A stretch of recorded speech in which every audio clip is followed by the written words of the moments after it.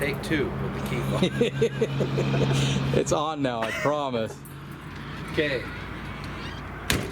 This entry door lock can be used three ways: with a key fob, which we have here, with the passcode, or with the set of keys.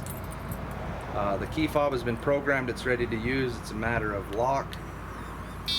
You'll hear the beep and it's locked. When you go to unlock, you'll hear the beep and it's unlocked. The code which I've selected for this door is 8765. Then you hit lock. Once you hear the beep, you're locked. To unlock, it's the code again and the unlock button. Or you can choose to use the keys that say RV lock, and you can unlock or lock them with the keys. Let's say you forget your code. The only thing you're going to want to make sure you have is the keys, because if you forget the code and you don't have the keys, you will not be able to get in. So if you forget your code, unlock with the key, come inside the door. There is a little button that you can push that says code reset. You hold that in for 10 seconds, you'll hear a beep. It automatically goes back to the factory code, which is 1, 2, 3, 4. There's another button on here, a switch that says on and off. If you turn that switch off, it deactivates the key fob, so you will not have use of the key fob. The other little button just says fob learn, which we've already programmed. The fob is already learned to the device, so you're good to go with that.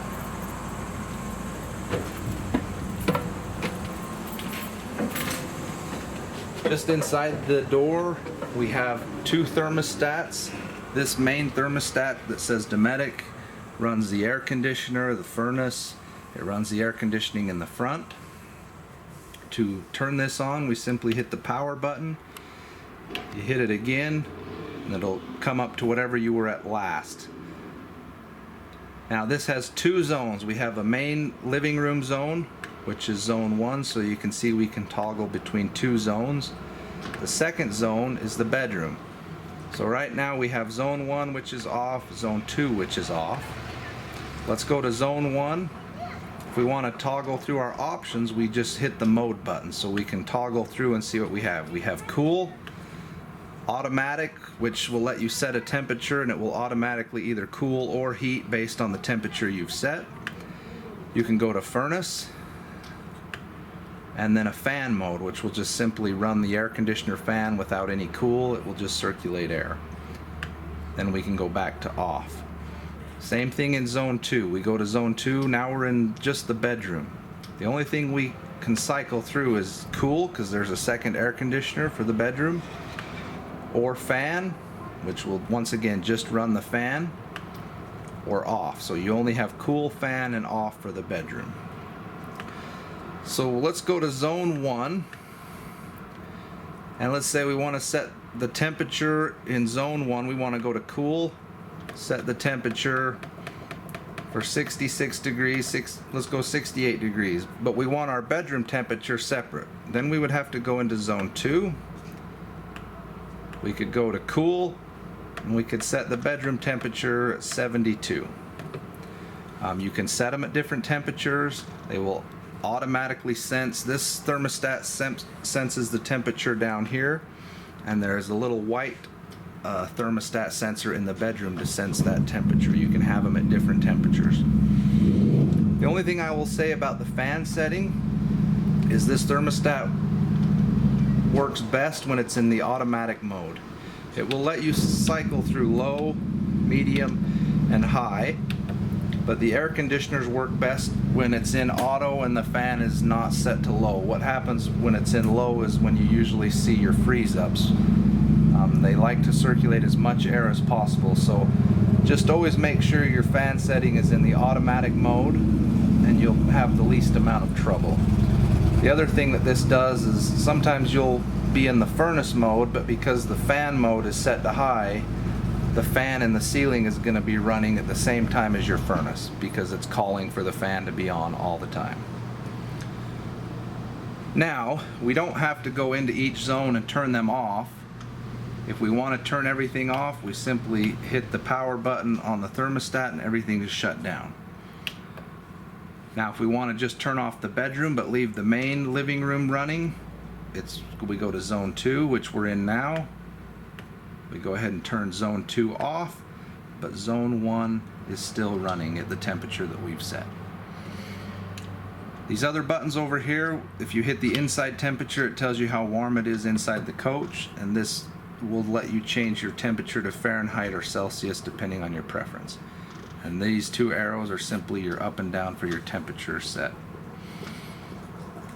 This is clock button, lets you set the clock. The program button I recommend not using, but there is a manual in the drawer that tells you all about how to set programs if you want the furnace to kick on in the morning, the air conditioner to kick on in the afternoon at certain temperatures and at certain times. This button allows you to do that, but Dometic has found that they've had more complaints because of the difficulty of setting the programs and then getting them out of program mode once they're set. So they recommend not using it, and I wouldn't be surprised if that button in the future is gone. So I will leave that to your preference to decide if you want to use the program feature. So right now I'm just going to set zone 1 and 2 to cool because it's hot, and we'll move over to this thermostat over here, which controls the fantastic vent, which is in the ceiling located directly above us. All this vent does is circulates air, so we can turn it on. If I go into the manual mode, all that means is that the vent will be open all the time, and I can set the percentage of fan speed. So I can go down to 85% fan speed, 70%. So all I can do is adjust the speed of the fan. If I go over here and hit the temperature, then I'm going to go into the automatic mode. So the light changes and I'm at 80 degrees. So now it's going to keep the coach at 80 degrees, and the vent will close and or open, and the fan will come on based on the temperature you've set for the coach. So again, manual, it's open all the time. You only set the fan speed. In auto, the lid will open or close, and the fan will run based on the temperature that you've set.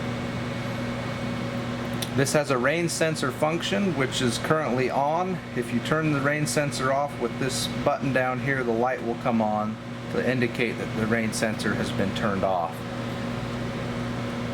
The rain sensor will sense raindrops out on the lid, and so if a storm comes, it senses raindrops, the lid will close and the fan will turn off regardless of what you have it set at. To turn everything off, we simply hit the power button, the fan shuts off, and the vent lid closes by itself.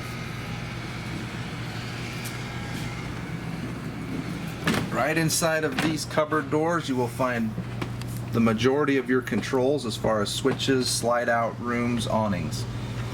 The trailer has 2 awnings on it.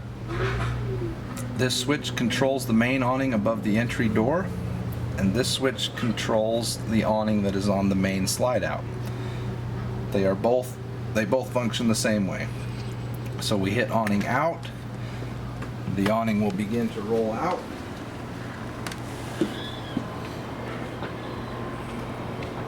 I'm just holding the switch in. If I let off the switch, it stops. So we go out, and we want to extend the awning until that little flap out on the end of the tube is perpendicular with the ground.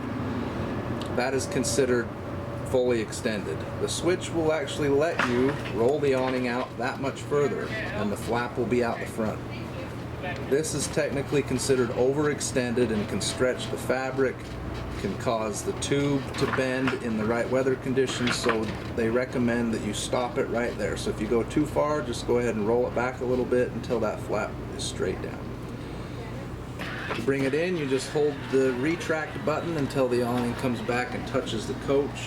At that point, the power will shut off whether you have the button down or not. So right there. Both awnings function the same way, and that switch is right over here. This switch is for the ceiling fan that is located in the living room. These switches are for the lights in the living room. This switch will turn on a porch light and a step light, and then when you hit it down, it turns it off. This is a security light located on the driver's side of the vehicle, or the RV. Your slide out rooms. Your slide out rooms will only function if this switch is on. If that is off, it kills power to the switch. We turn it on, we hit in. The lightest slide out room will move first, followed by the next two. All the slide outs operate off of the same switch. Same thing when you're going out. When you're hitting the button out, the lightest room will move first, followed by the next two. There is a function that allows you to turn individual slide out rooms off if you want to run one at a time, and that is located outside, which we will get to in a moment.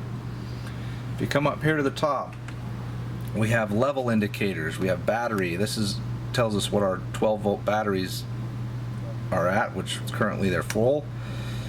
Your freshwater tank, which we've filled full, and we've taken some out that we've used to test the system as far as running the sinks, the showers, the toilets.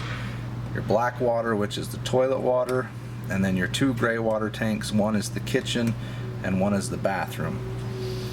And the way you dump these tanks is also located outside, which we will get to. These last three switches, this is your water heater switch. It is an on-demand water heater, so you simply just have to have this switch on and the propane turned on to be able to use it. It is not an electric water heater. It has to have propane to be able to operate. So you turn that switch on, and then you need to make sure you have your water source turned on, which in this case we're using the pump because we're not hooked to water. So this switch here simply turns your water pump on or off.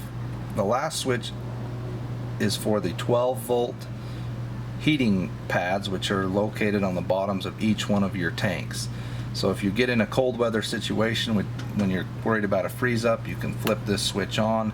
We'll activate those 12-volt heating pads, and then when you feel safe, you can go ahead and kill the heating pads to those tanks.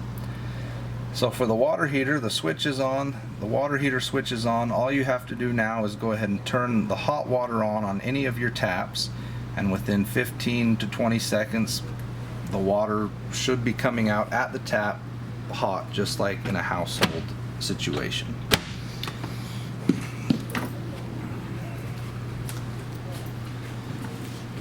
Oh, one more thing on this. If by chance the water heater does not light, if it's running water through it and for some reason it didn't light and ignite, this little light in the middle which says DSI fault, that means direct spark ignition fault light. So this light will be on, which tells you that something happened, it didn't light. It may just simply need to be turned off and back on and try it again. If it hasn't been used for a while, say sitting through a winter or something like that, it may take a couple tries before it grabs the propane and lights. The next appliance is the fridge. This is a residential refrigerator, so it only operates on 110 volts. It doesn't run on propane, it doesn't run off the batteries. You have to be plugged into power. Here's your refrigerator temperature, 38 degrees. You can change that up or down, and then your freezer temperature is located here. You can also adjust it up and down. The fridge has water running to it, which you can use off of the water pump. You can also operate it off of your water hookup, your city water fill. There is a valve on the outside that turns the water onto the fridge, and we will show that to you outside. I've ran water through here. It's to the fridge and operating. The only other thing you have an option to install is a water filter, which is located inside of this container. You just open it up here,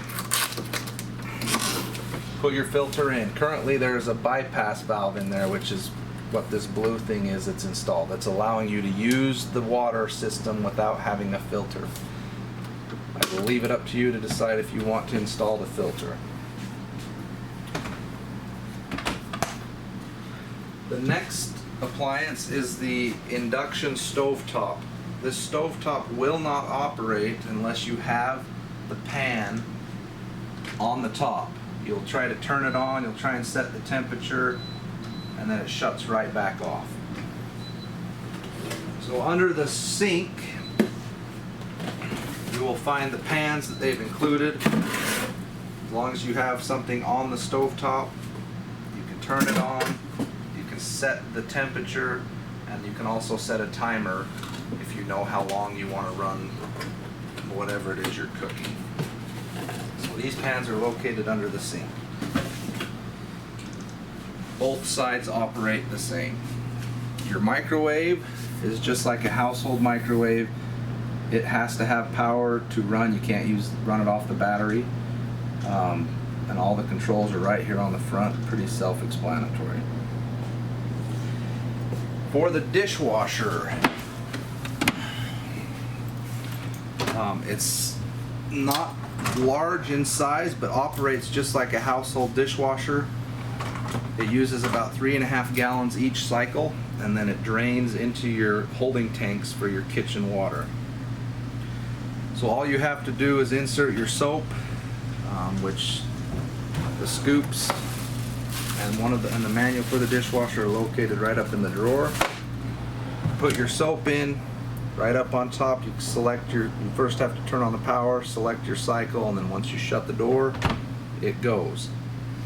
If you ever need to disconnect the water to the dishwasher, you will find this vinyl hose right here and a valve. This is the shut-off valve, and this is the water supply line to the dishwasher. You can turn it off, and then you can go ahead and access the hose connection, which is located behind.